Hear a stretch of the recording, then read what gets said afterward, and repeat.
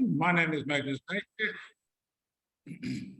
and I'm reporting to you from Black River in Mauritius. For the first time ever, I've done a webinar from outside of the boundaries of South Africa. And as you all well know, we're discussing living, learning, and earning in Mauritius, a small Indian island country that has become extremely popular for many, many South Africans, considering retirement, permanent residency, or even holiday on this beautiful country. Now, we have 4 speakers today to take you through the various aspects of our discussion: learning, earning, and retiring. And our guest from the Economic Development Board of the government of Mauritius is Kashish Jadoo.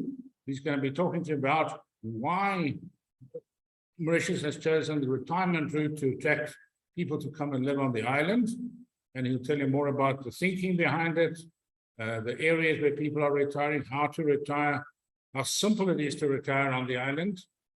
He'll be followed then by Gavin Butchart, the head of Brent Wealth, which is a subsidiary of Brent Wealth. We've been on the island for about 5 years now, offering all kinds of services to our clients on the island.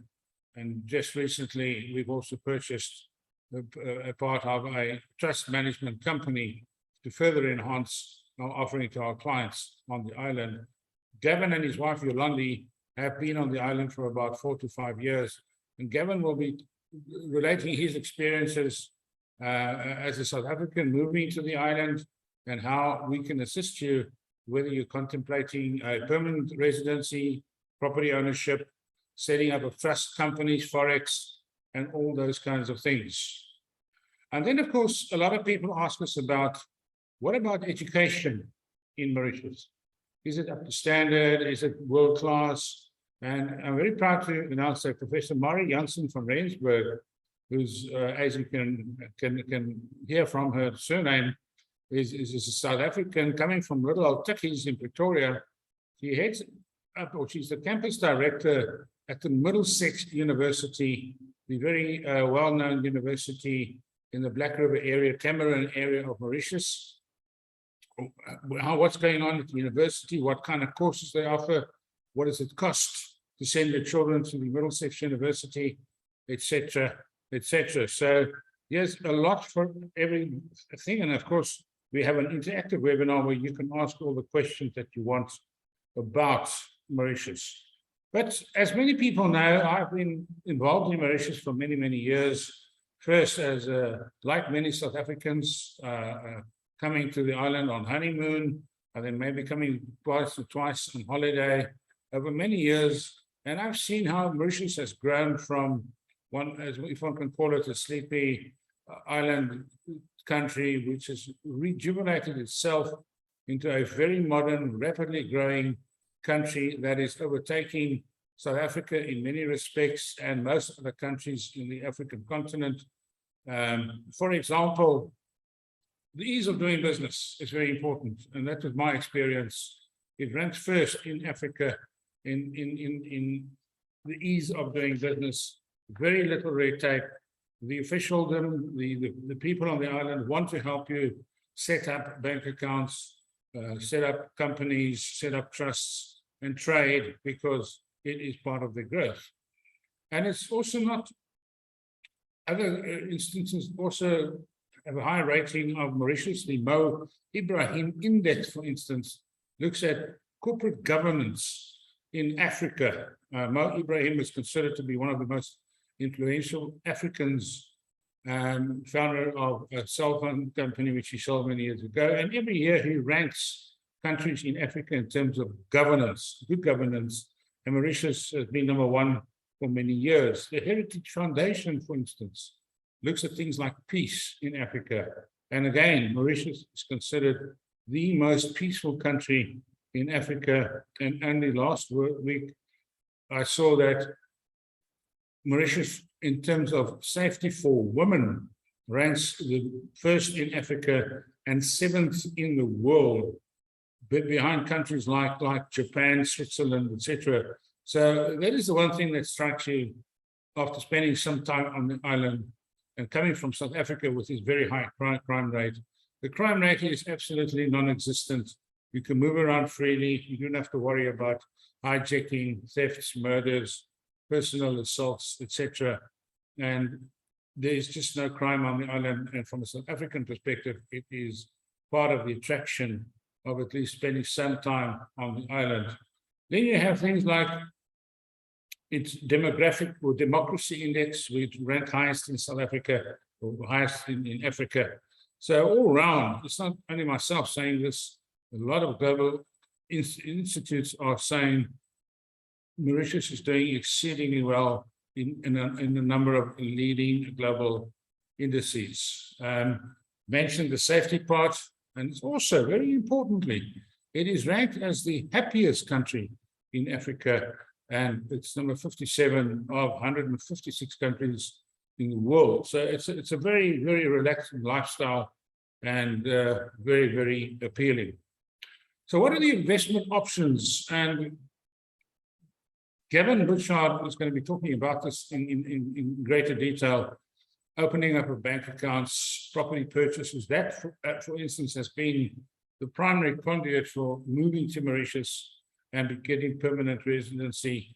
And there are many, many South Africans who have done that all over the island, the various government-approved schemes that you buy into these schemes. And if you spend initially more than $500,000, you get permanent residency. And as a result of many factors, and I think it's currency driven, the price has been dropped to $375,000 to make it more affordable. So that buys you a permanent residency as long as you and your family own that property. We also offer global portfolio management. The investment options via Mauritius is on par with countries or islands like Guernsey, Isle of Man, and Bermuda, for instance, in terms of access to world markets, the type of instruments that you can purchase by investing via Mauritius. And I think that's going to become very popular in due course. And then also, and that I've seen in the last couple of weeks and months, there are just so many South Africans on the island, young and old. We might be talking only about retirement, but there are literally hundreds, if not thousands, of South Africans scouting the island, looking for business opportunities, looking for things to do. And in the Black River area where we stay, they don't call it the Boere Monaco for nothing. There are literally many, many South Africans looking for business opportunities and doing exceedingly well. They are also in high demand by the Mauritian employers, like banks, financial institutions, and trust companies, due to their high qualifications and also their high work ethic. So I'm going to hand you over now to Kashish Jadoo from the Economic Development Board, which is driving this initiative. He'll give you a bit of a background, and I'm looking forward to hearing his talk. We go immediately after that, go across to Gavin Butchart, and then we'll end with Jansen van Rensburg to talk about education on the island and what courses they offer at the Middlesex University.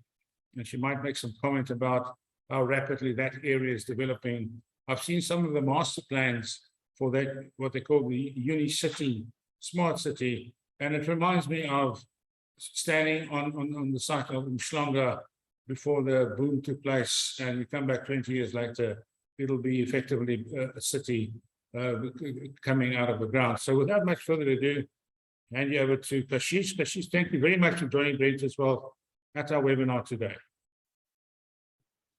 Thank you very much, Magnus, for this amazing presentation. I would like to share my screen.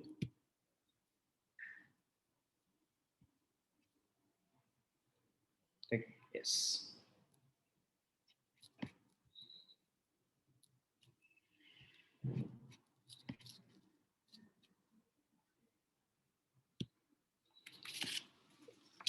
Can you guys see my screen?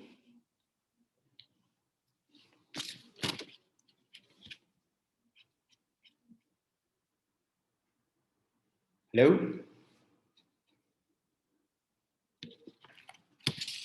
Yes, Kashish, you can go ahead. Thanks.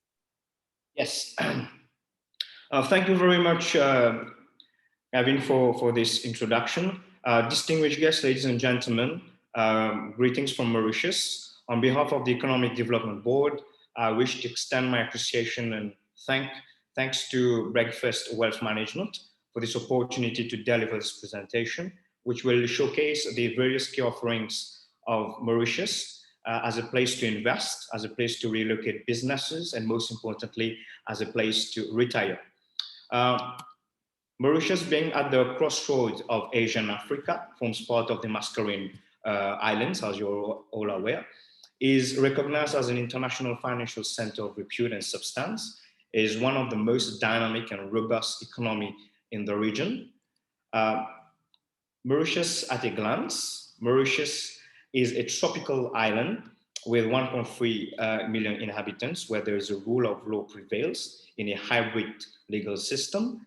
Our country is politically stable and operates in a democratic manner, whereby free and fair elections are being held every 5 years. The GDP per capita is 8,573 USD. In terms of the time zone, we are 4 hours GMT. As I alluded previously, Mauritius is a well-diversified economy with the manufacturing sector, financial services, and tourism sector being at the core of the economic development. Mauritius advantages in terms of corporate. Mauritius jurisdiction has 3 main core advantages in terms of taxation: corporate tax, which is 15% to start in business. And secondly, in terms of starting a business, you can incorporate a business within 2 hours, and there is no exchange control. In terms of connectivity, we are very much connected to the world with a high bandwidth connectivity with Europe, Asia, and Africa. We have a well-developed physical infrastructure, and in terms of port and airport, we are very well sophisticated. As a conducive business, Mauritius has an extensive network of double taxation treaties and IPPAs. Additionally, we uphold the reputation of having highly qualified and bilingual professionals in the field of accounting, finance, in the field of law and fund management. As an IFC of repute and substance, we also boast the reputation of having a robust banking system with an innovating stock exchange, which offers a multi-currency trading platform with regards to USD, euros, pound sterling, the South African ZAR, as well as other currencies. The repute of Mauritius in terms of international institutions. We are recognized, just as mentioned by the speaker before, we are very well recognized by international institutions such as World Bank, the European Union, the Financial Action Task Force, and the OECD.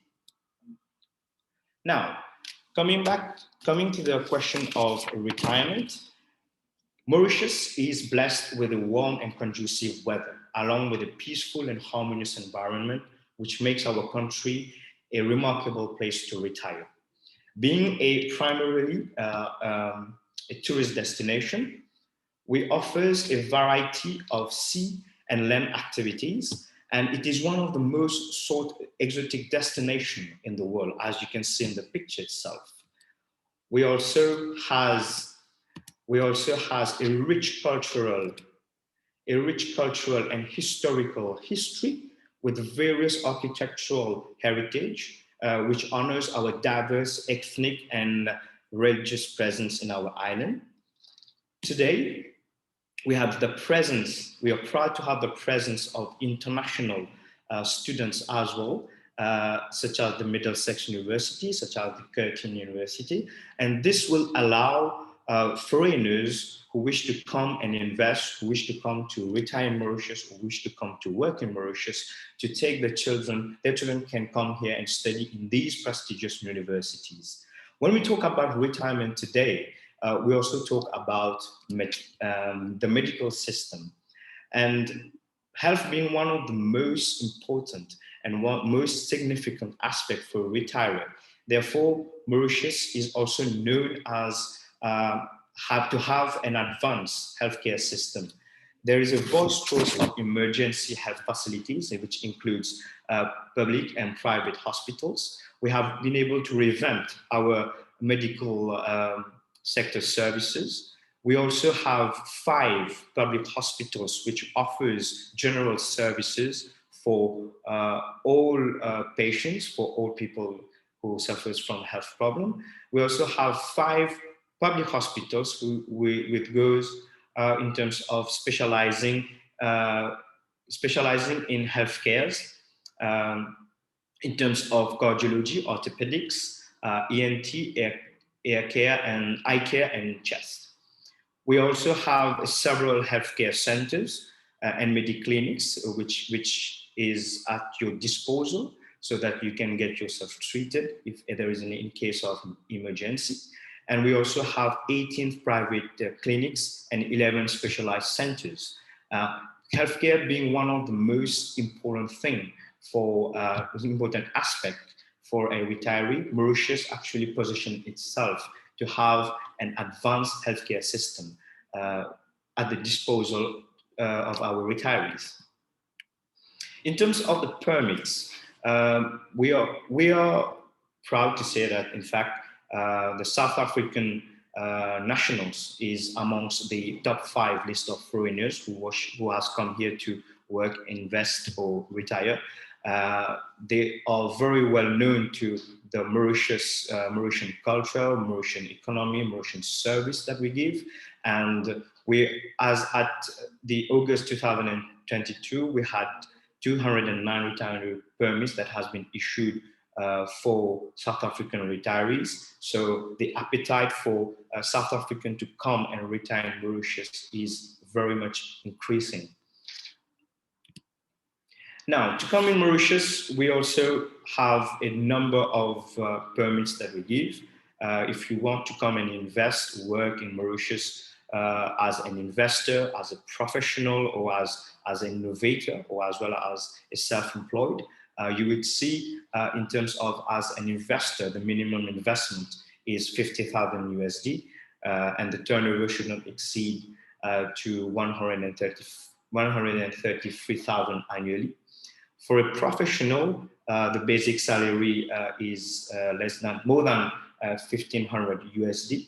And for the financial services also sector, it is limited to fund accounting and compliance services around 700 USD. So these are the routes that you can look for if you want to come and invest, work in Mauritius with an occupational permit. As an investor, as a professional, or as an innovator. Now, coming to the retiring routes, as you're all aware, the Mauritian government has been putting a lot of schemes at the disposal of foreigners to come here and retire, with our plethora of services, along with our culture in terms of stability, political stability, as well as all our economic stability. So these are the routes that we are putting forward. These are the schemes that we're putting forward for retirees who wish to come and retire in Mauritius. The first one is a 10-year retired residence permit with a $1,500 monthly, with an aggregate of 18,000 USD per year. You can also come and retire in Mauritius by choosing the route of residency by acquisition, which means that you can come here to apply for a property development scheme for senior living, conventional property development scheme, smart city scheme, as well as the premium visa. With regards to the premium visa, which is the third way of coming in Mauritius, you can choose the third way to come in Mauritius. this way to come in Mauritius to retire. You can choose to stay as a tourist, retiree, or professional with your family remotely in Mauritius with a premium visa, and which is valid for a period of 1 year. The premium visa is actually renewable, and the requirement for this is interested visitors can come here by producing a proof of their long stay, as well as if they have sufficient travel and healthcare insurance for initial period of stay. If the main place of business and income and profit should be outside of Mauritius, definitely. And in terms of the documentary evidence to support the application, such as the purpose of visit and accommodation, these are the requirements that you would need to come and apply for a premium visa.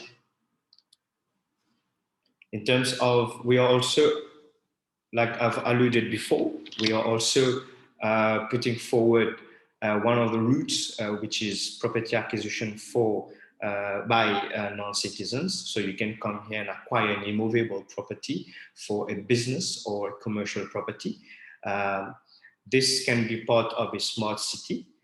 This can be an office, a clinic, or a malls, as well as a hotel that you can build, as well as a residential property. The residential property will be under the IRS, IOS, and the PDS scheme. And this is in terms of the requirements. If you wish to acquire a residence permit, eligible to apply for residence permit on investment, the minimum investment will be $3,075 USDs. In terms of taxes, the registration tax is 5% of the price, as well as the land transfer tax. When we talk, you can also rent a property, and you can rent a property through a management company. You can you can choose to seek the assistance of a management company so that they can do the necessary procedures in terms of renting a property in Mauritius if you have acquired a residential property. So this is all for me in terms of how we are positioning ourselves as a retirement destination for retirees. If you have any question, please feel free. In the meantime, I wish to thank you very much for your kind attention.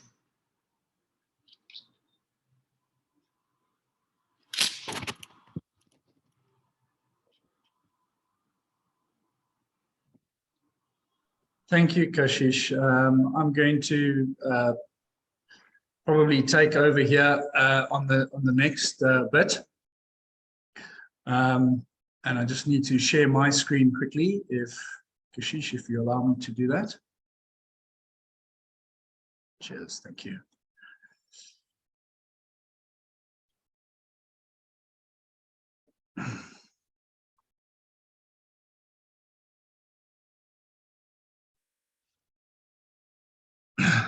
Well, it's a good afternoon to everybody that's joining the webinar.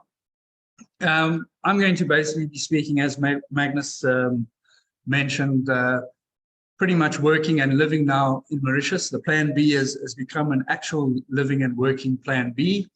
So we're here, I've been here for 5 years and absolutely enjoying it. Why are we here, and why is Mauritius a Plan B? It's, you know, as Kashish and Magnus have both listed some of the points. There's obviously going to be some of my points that will come through in my seminar that have already been mentioned. But these are some of the good points as to why Mauritius has become such a popular destination for business people setting up their structures here, moving their families to Mauritius, or even looking to relocate and retire in Mauritius. So these are some of the points as to why you would want to look at Mauritius as an option. Obviously, still being close to South Africa, if you have family and business in South Africa, with the COVID restrictions pretty much behind us, you know, we can jump on a plane and be 4 hours and we back and forth between the two countries now. So they're politically and economically stable, as Kashish has quite rightly said. good governance and investor protection. It's well-regulated international financial center, and we have been removed from the grey list in 2021. There was a lot of hard work that was done by government to be removed, and they've done a great job in doing so. Gateway to Africa, the low crime rates and unemployment rate.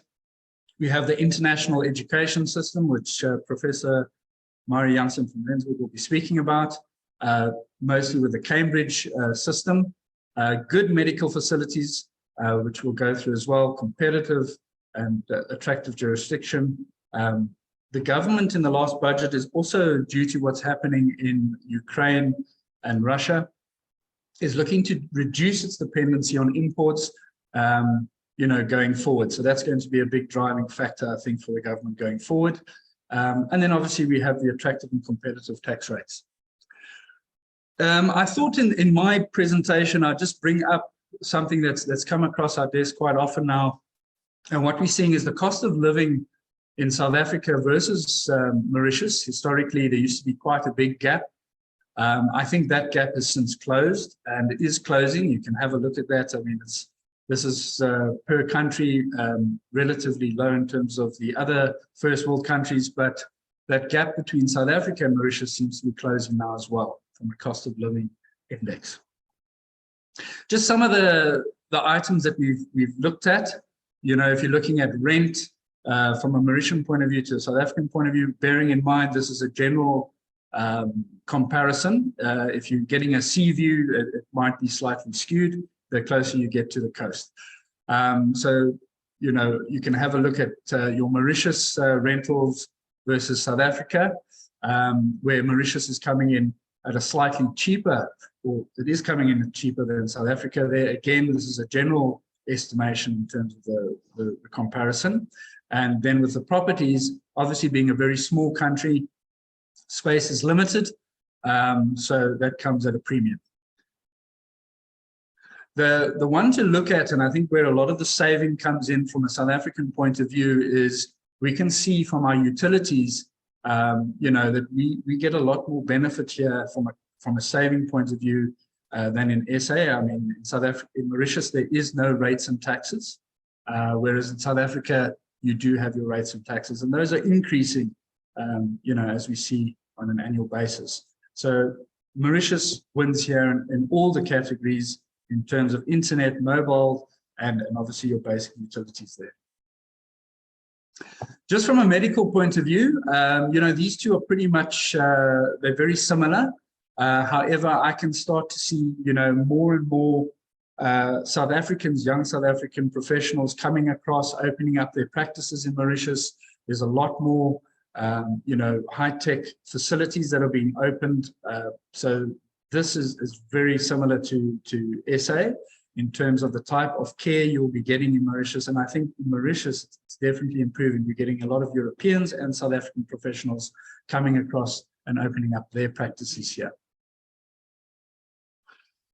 Just on your day-to-day basic living baskets, obviously from a South African point of view, they are beating Mauritius in a lot of the categories here. Fresh bread obviously coming in a lot lower in Mauritius than it would in South Africa. Bearing in mind that, our individual tax rate is 15% versus 45%.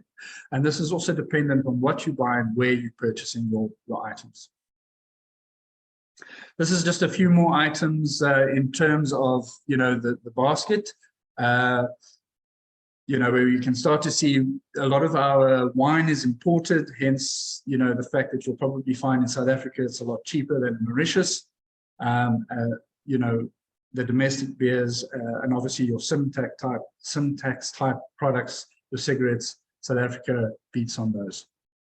Water is extremely inexpensive in Mauritius, even if it's coming out of your own tap. It's one of the big savers in Mauritius. Just from a sports, leisure, and education point of view, Mauritius is a bit cheaper on the education side. Again, depending on where you go and what schools you're enrolled in, universities, primary schools, secondary schools. And you can obviously have a look there. So we are definitely starting to close the gap in terms of the cost of living, on a month-to-month basis. The one that really, I think, worries a lot of South Africans at the moment is our safety. It's a big concern, and it's one of the reasons that we're starting to see more and more South Africans coming to Mauritius and elsewhere. And I picked up this one article on the left, which is the crime stats. 6,400 people were murdered in South Africa in just 3 months. This was on News 24. That equates to about 71 people per day, unfortunately, being murdered in South Africa. It's a horrific number. And what I thought I'd do, it was actually Magnus, we were having a dinner, and he mentioned this to me, and it was something I went to go and have a look at. And this number, I actually looked at the August number, and it's about 5,500. And unfortunately, I am comparing the two. The one on the right is actually the Ukraine-Russian war casualties. So you can have a look at that one. And that one runs from February, and if I have to go to the August figure, which is about 5,000, still less than 6,400 in 3 months. This one goes from February to August with Ukraine-Russian war, and it's far less than what's happening in South Africa. So South Africa is in its own war at the moment from a crime point of view, and it's quite a scary comparison if you have a look at it from that aspect. And this sort of shows that, if you have a look on the right-hand side there, you'll start to see, a lot of it's in red. Mauritius does have crime, but it's extremely low. Safety, walking alone at night is low, and I don't think anyone would really want to do it from a South African point of view. So crime is a big factor there, and it's something that people just want to start obviously protecting themselves from. So it was just a slide I'd like to put in to obviously show the comparison. Moving on to the taxes, and those were some of the reasons why people are looking at Mauritius, as a destination. But taxes is also one of them. In South Africa, the highest tax rate is 45% as an individual, 28% from a company point of view. Previously, Mauritius used to have a flat 15% rate for individuals. This has since been changed now to a progressive tax rate from the 10% through to the 15%. And there is an additional solidarity tax over 3 million rupees. And just bearing in mind, again, there's no capital gains tax in Mauritius, no estate duty, no rates and taxes, no dividends tax, and we have no exchange control in Mauritius. So this allows us to move money more freely. Obviously, there's also numerous tax holidays that the Mauritian government are putting forward to incentivize more investment into the country. So that's coming through quite positively, and we're starting to see that showing. Just some of the key sectors.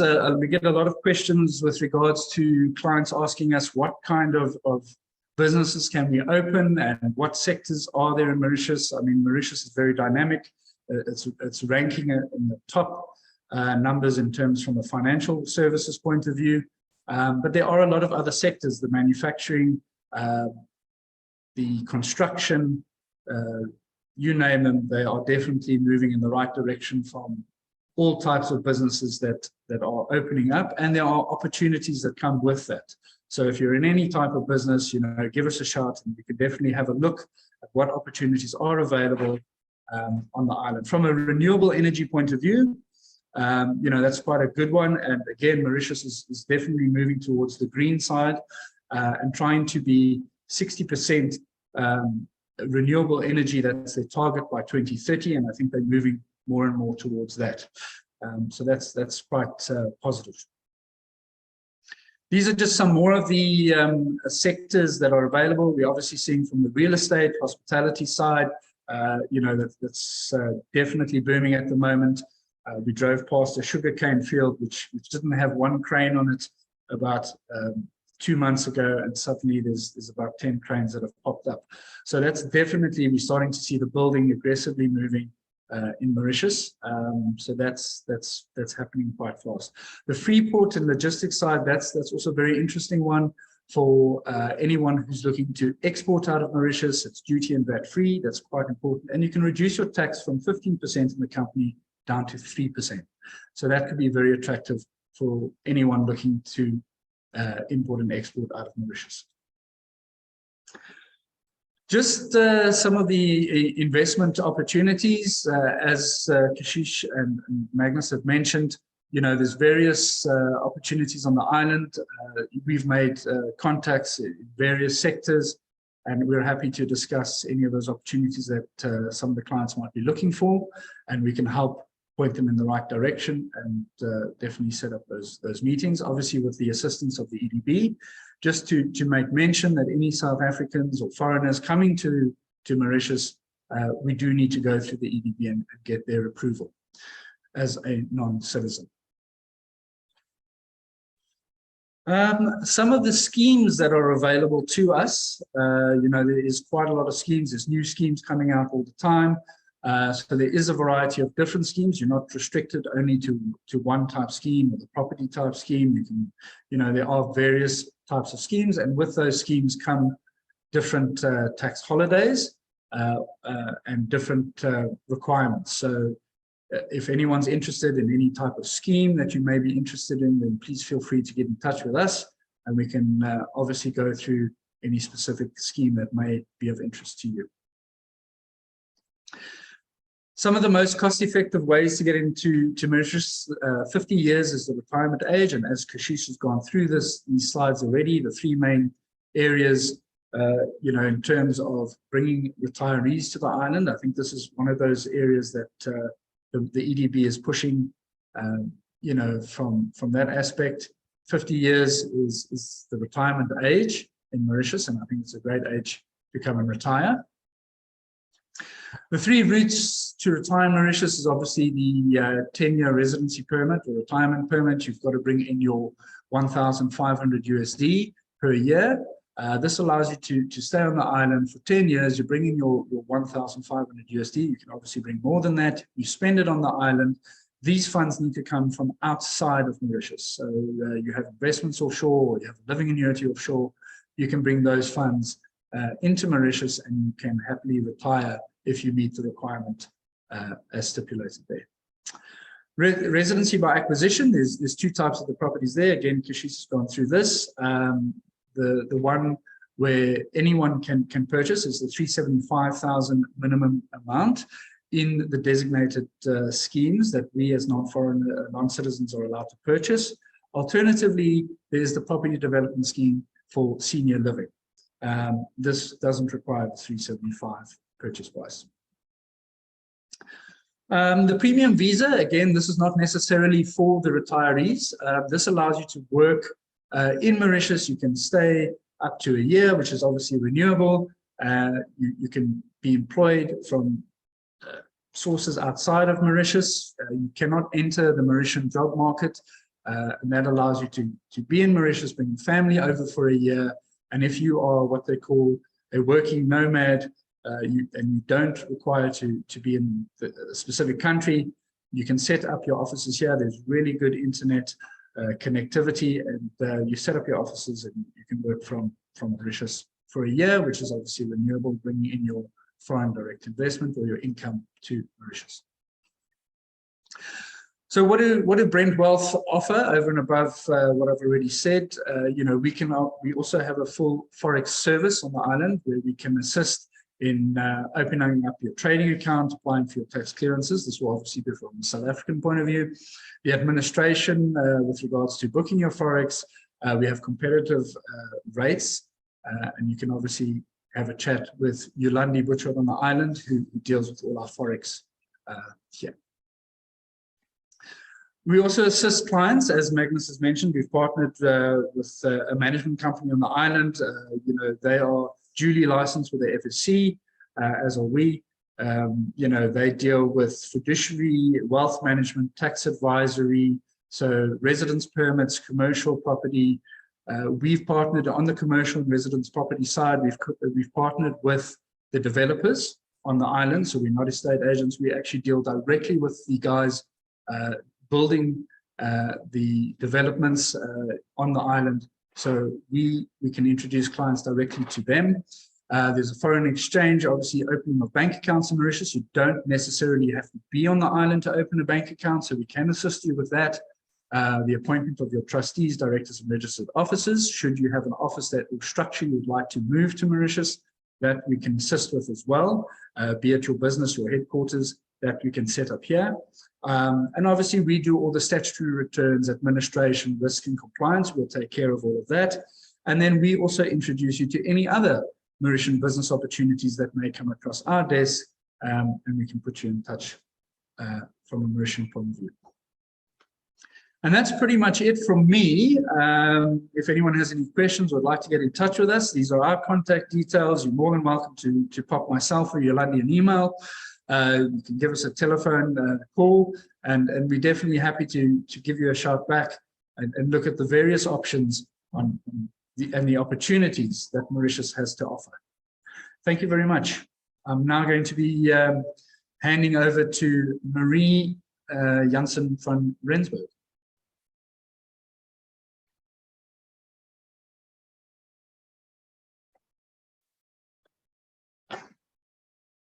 Thank you, Gavin. Can you all see my slides?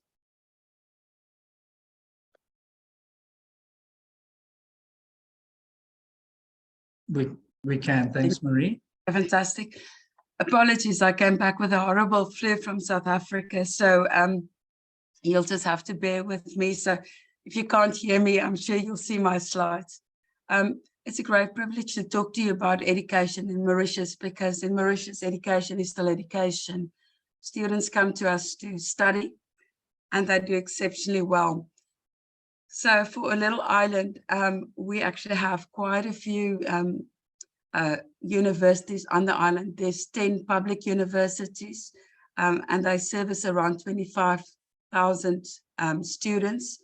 Now, just to say that if you study at a public university, there's no study fees at all. Then we have 44 private universities. Middlesex University, which I represent, is one of them. But we really have great universities, offer a range of different qualifications. And then quite a few Mauritians actually go overseas to study. So you'll see in general, we've got about 48.5 thousand students on the island. Now, what is interesting, and if you're thinking about setting up a business, one of the things that we are very proud of is our gross tertiary enrollment ratio. So this basically means that if you look at people aged 20 to 24 years old, how many of them go to university or to a post-secondary institution? And in Mauritius, almost 48, and that's 1 in every 2 school leavers go to university or to a college. That compares to 8.7% in sub-Saharan Africa. So the workforce in Mauritius are very, very qualified, and most school leavers would complete a degree after they leave school. What do they study? I think, it's clear science and technology is very important. Interesting, there's about 1,000 international students studying medicine in Mauritius. And I do get a lot of queries about that. Middlesex don't offer medicine, but we have 2 colleges, the SSR Medical College and the Anna Medical College, and they really attract students from all over the world. Accounting is in high demand. Well, accounting and really information technology, I can tell you that our students, before they graduate, they are all in full-time employment. And companies often come to me and say to me, what can we do to get some of your students? And that's really one of the big differences between South Africa and Mauritius. We do a survey 6 months after graduation, and I can tell you that for our last batch of graduates, 94% of them were in full-time employment within 6 months after graduation. So there's a range of qualifications being offered in Mauritius by various universities, which of course makes it very competitive. So from a publicly funded perspective, you get the Open University, which is distance education, Makandi Institute, which looks at art and design. You have the University of Mauritius, which is your big university in Mauritius that compares to the University of Pretoria, the University of Stellenbosch. and so on. But there's a big combination. The private universities that we have are all well-renowned universities. Middlesex University is a UK university. Now, I don't want to talk about the others for obvious reasons, but I can tell you that for Middlesex University, our tuition fees are less than 40% of what is being charged in the UK. And you've heard Gavin talking about the cost of living. So a student can come and study with us at 40% of the rate that they would have paid in the UK. And that would include medical aid and so on. And they would get the same degree. Curtin Mauritius is an Australian university that's part of the top 1% of universities in the world. Again, a much reduced price to what students would pay internationally for the same quality of education.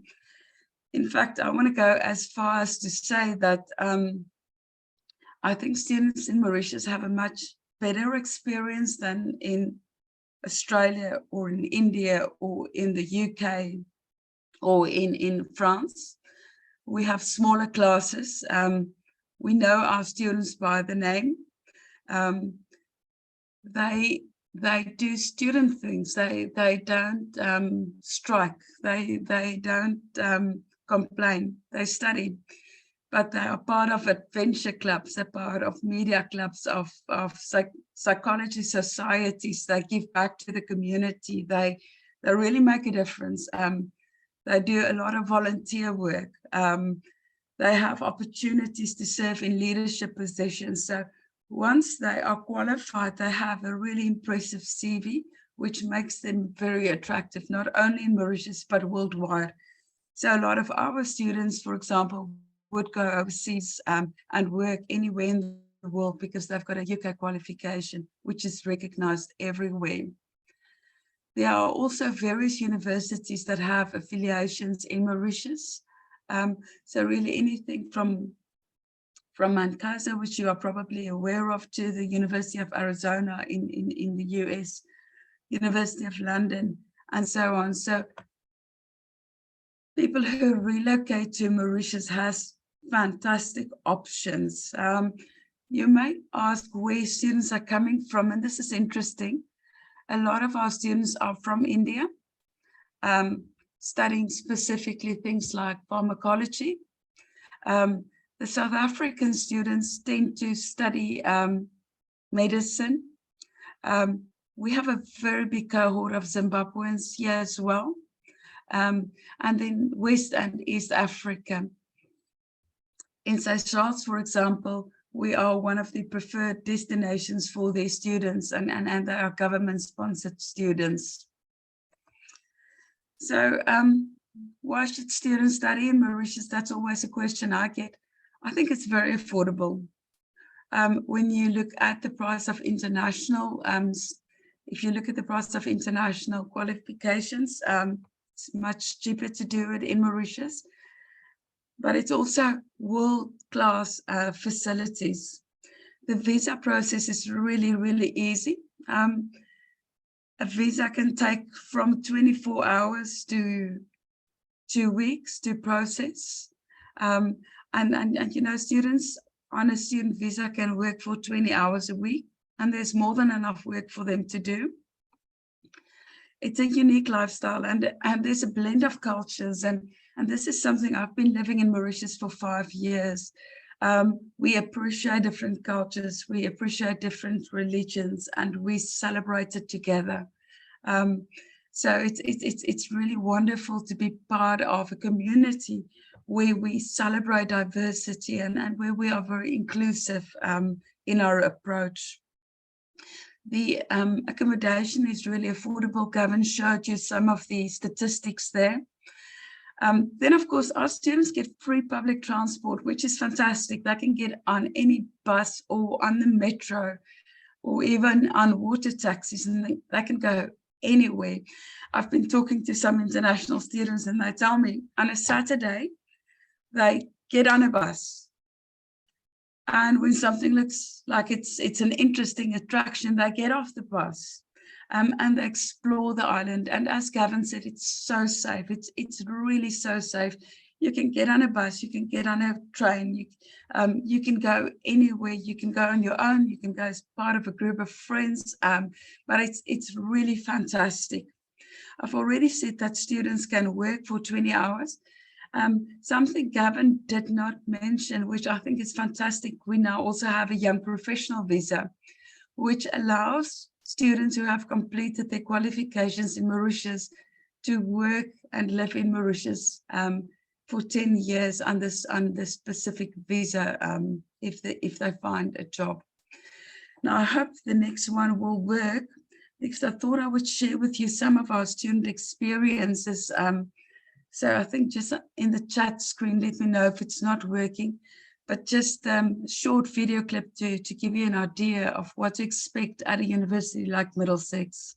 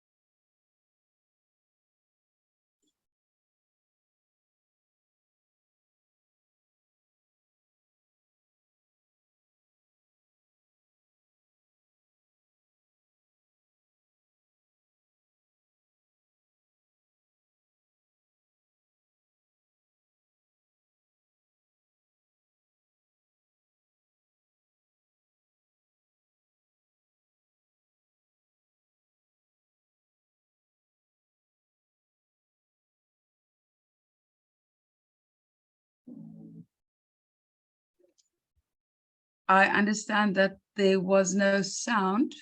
Can you hear me again? Maury, we can hear you, no problem. They wrote a song about it. They say you say it better if you say nothing at all. So we got the message. Thank you.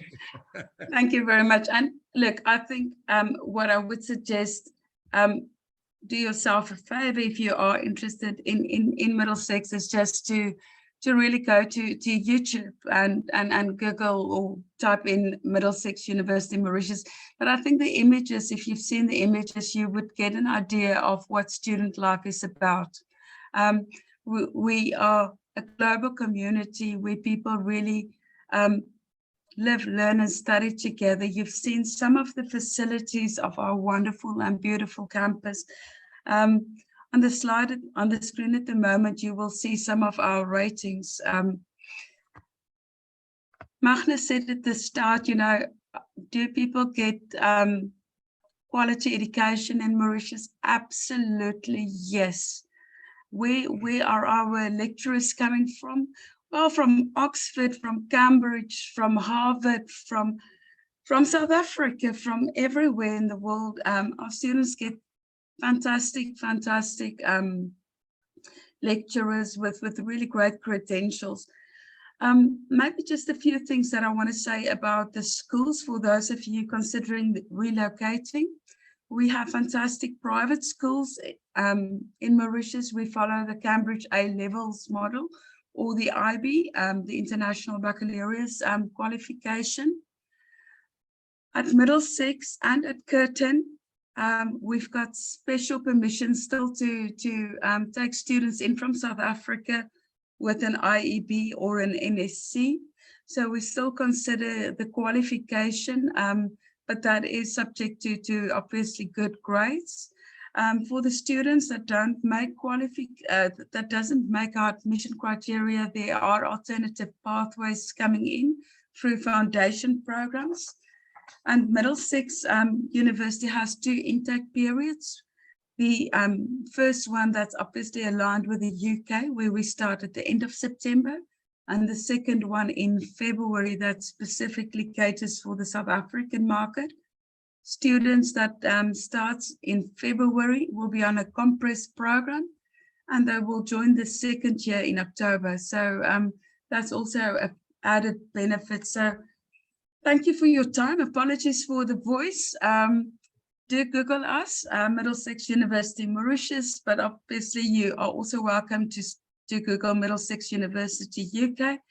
And just to say, maybe something that is also of interest for a lot of people, our students can virtually leave today and go to the UK or to Dubai tomorrow and continue with their program, because it's exactly the same programs that we follow, the same learning weeks and so on. So that's my story. Happy to take any questions if you have. I'm happy to chat through the different options in Mauritius. But I do think that Mauritius offers a fantastic education sector. And I'm stopping. Shit, there we go. Fantastic. Magnus, over to you. Prof. Maury, thank you very much. I can see that you're a very dedicated educationalist and very excited about your product. We've got a couple of questions from our audience. Let's start with the question from Ruan Juster, who's a well-known journalist in South Africa. She asks, and I think, Kashish, this is directed at you, or maybe Gavin, seeing that Mauritius was on the FATFA grey list and got off within 2 years, what was your experience in terms of financial services by being on the grey list? And what does it mean for a country like South Africa that potentially can be put on the grey list quite soon in February? So maybe, Kashish, if you want to answer, what did it mean for a country? What did it cause? I think South Africans must be prepared for what's coming our way. Thank you, Magnus. So, in fact, being on the grey list for any country, I think it would be very disadvantageous in terms of attracting investment and in terms of getting all the investors to come in Mauritius and invest. The government of Mauritius has been very much adherent in terms of getting us from the FATF list, and we are now actually complied to the 39 recommendations out of the 40 FATF recommendations. So the experience is that we have been working on that to get ourselves out from this, and now we are actually positioning ourselves as a compliant jurisdiction, adhering to all the international norms and standards. So I think this is the challenges. I think is to get all the institutions that needs to actually strengthen the financial ecosystem to work together and to actually abide to all the principles that we have.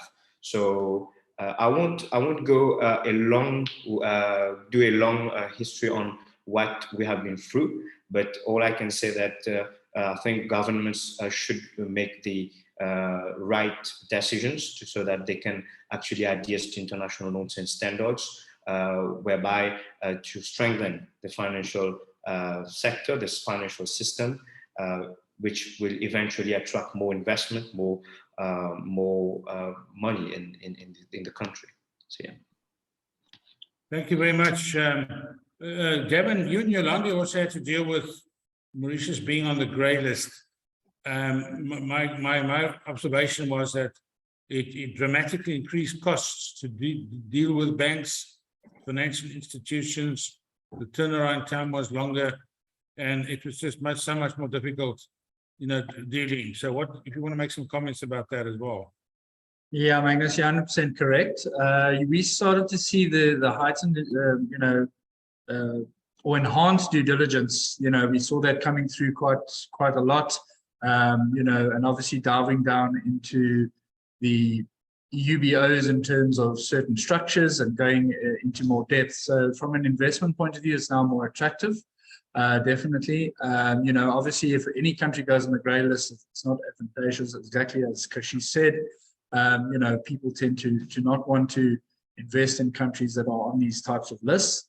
But Mauritius has ticked all the boxes, and the financial sector is definitely working hard to make sure that they stay off the grey list, and making it more attractive for investors going forward. So the due diligence is there, they're ticking all the boxes. So it's a real positive from a Mauritian point of view, and potentially a negative for South Africa if they do move towards a grey list rating or listing. How it will affect the rand, I suppose, is something that we'll wait and see, and that could be the next worry. Gavin, thank you very much. We've got another question.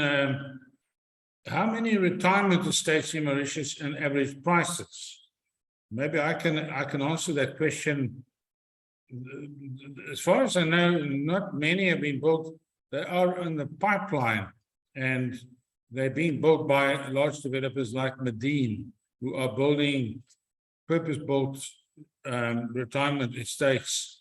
And they were talking about price entry level of between $300,000 and $400,000 in the Cascavel area. I don't know, Kashish, if you're aware of any completed retirement estates with medical services and frail care. I'm not aware of it, but I do know Medine have them on their plan. Certainly, we have a couple of ones that have already established themselves in Mauritius, very much sophisticated. Most of them actually bring forward the luxury type of lifestyle. There's a lot of emphasis from these estates that has been already established here on the wellness, well-being. So it's like a kind of way of regenerating life. So most of them, but some of them has already implanted. I mean, they're already here in Mauritius, and from what I gather from the hospitality cluster, we have also some in the pipeline which is going to come. So yes, we have a couple of ones, and they're very good. They're very good in terms of services, in terms of sophistication that they offer. Thank you for that. Being asked questions about the $1,500 that must be utilized to give you a residency permit or permission to live in Mauritius. The question is, must it be offshore sourced, or can you use Mauritian-based income for that purpose? And if I may, Gavin, if you want to answer, I would suggest that the $1,500 must be transferred from an offshore account, cannot be used from Mauritian sourced investment income. Am I correct, Gav? So Kashish, I mean, you're more than welcome to jump in as well. Just on the previous question, there's also the life rights with the senior living on the properties. So that's coming in as well, that we're starting to see. On the retirement permit, the 10-year permit of the 1.5 or 1,500 USD, my understanding of it is you do need to bring that income or that foreign direct investment from offshore. You spend the money in Mauritius, obviously, in terms of your rent, your living costs. That will be spent here, but it does come from offshore. So for 10 years, you would need to bring in the minimum amount. The governments obviously and the EDB have worked out this is the figure you would require to live quite comfortably here. You can bring in more, but I would advise don't bring in all your assets to Mauritius if you're going to go for that specific permit. Is homeschooling an option? Asked Daniel Besaidner. Homeschooling, I would imagine, was widely practiced during the COVID. I think even Gavin, your wife tried to homeschool you for 2 years. She didn't succeed, but she succeeded with your kids. Maybe I can come in here. It's actually really interesting. There's now homeschooling centers, which is centers where they take groups of kids and follow an online curriculum, typically the Cambridge A-level curriculum, and it's becoming increasingly popular, especially amongst expats. But I still see the value of taking the kids out of the homes to get some kind of socialization going. But I do believe that if you are a citizen in Mauritius, that's not necessarily an option for you, but it is for expats. Here's an interesting question. Can one carry legal firearms? And what is the attitude towards firearms in terms of regulation, sales, and training? Kashish, if you might want to answer that, but I suspect the answer is no firearms allowed. Certainly. I don't think firearms is allowed because even in Mauritius, you need to apply for a specific license, and carrying from another country to come in Mauritius, this is not allowed. Sorry to jump in there. Sorry, Magnus. There is a lot of hunting that happens here. So if there's any avid hunters, I think they can come across Kashish and maybe do some hunting. There's deer hunting on the island and wild boar, but definitely hunting on the island, but generally no guns. No handguns. We've got time for one or two more questions. There's a doctor here. What are the prospects for an SA qualified GP to practice in Mauritius? Kashish, I mean, yeah. Can you repeat the question, please? He's a medical doctor in South Africa, and he would like to come and practice in Mauritius. I would assume you just have to write some kind of a elementary exam to prove that you're qualified, unless there's an automatic exchange of qualifications. I don't know, but I would suspect that. Certainly, but this one is quite a technical question. I think I will get back to you on this one. This is a question that I would need to refer to the pharmaceutical and medicinal cluster at the ADB. So, yeah. And then to be for a group. I can just add, in the area where Gavin and Yolandi stay, where we stay, there's a very large medical center, the Spark Medical Center, and I think there's about 20 plus medical specialists operating from there, and about 70% are South Africans. So I would think the barriers, or I would think that the qualifications in South Africa are accepted by the Mauritian authorities by virtue of the fact there's so many South Africans already practicing on the island. We've got time for Magnus, if I may, it's also a very small community. So a cosmetic is in Flick and Flack, a medical center, and there's a South African dentist, a South African GP, and so if people are interested, I think between Gavin and myself, you are welcome to just send us an email or whatever, and we can put you in connection. The network is strong in Mauritius, so there's been people that has been through the process and obviously been quite successful in doing that. Thank you for that. We have one more question. He asked, I'm not going to name him, not going to shame him. He says, what are the taxes for South Africans wanting to bring their own alcohol onto the island? I would suggest it's about 100%. If I'm not, if Gavin, I know you don't drink, but maybe someone has told you what the rate is. Look, in terms of importing, I mean, we'd have to just get clarity on it, but I mean, you can bring your usual through the duty free, I suppose. But if you're looking at bringing more volume than that, then yeah, that's probably something we'd have to discuss with the EDB. You would have to go through the process in terms of an import license, distribution, you know, so that's something that we'd take up with the EDB, and I'm sure they'll be able to assist us. Certainly. Right. You asked us some questions. You can send them to us. We will try and answer them individually. But I'd like to thank all our participants today. Gavin Butchart, Head of Bridges Wealth, Kashish Jadoo from the EDB, the Economic Development Board, and Jansen van Rensburg from the Middlesex University. And thank you for the team behind the team who set this up, Dalian Pavak in South Africa and Sue Heystek in Mauritius. And to all our attendees, I mean, it's been informative. I've learned a heck of a lot. I'm not saying, you know, that you should pack up and leave your country. I love South Africa, but and most of us do not have control over some of the ANC's policies. And a lot of people are concerned about their future, the future of their children, their wealth, etc. And Mauritius is a very, very attractive and a beautiful place to consider as a plan B. You're always welcome to write to us directly. You can go to our website. The recording of this will be placed on our website, and you can speak to Gavin Butchart, Yolande Butchart, or any of our financial advisors in this regard, and we can try and assist you as best we can. As I mentioned earlier, we are now offering full range of services, tax compliance, trust management companies. We're in the final stages of acquiring a stake in a company called Brent Consulta, which will be our management company. So we now offer the whole range of services for South African audience. So to all of our guests, Mari, Kashish, Gavin, and everybody else, have a great day and goodbye. Thank you. Goodbye. Thank you very much. Goodbye.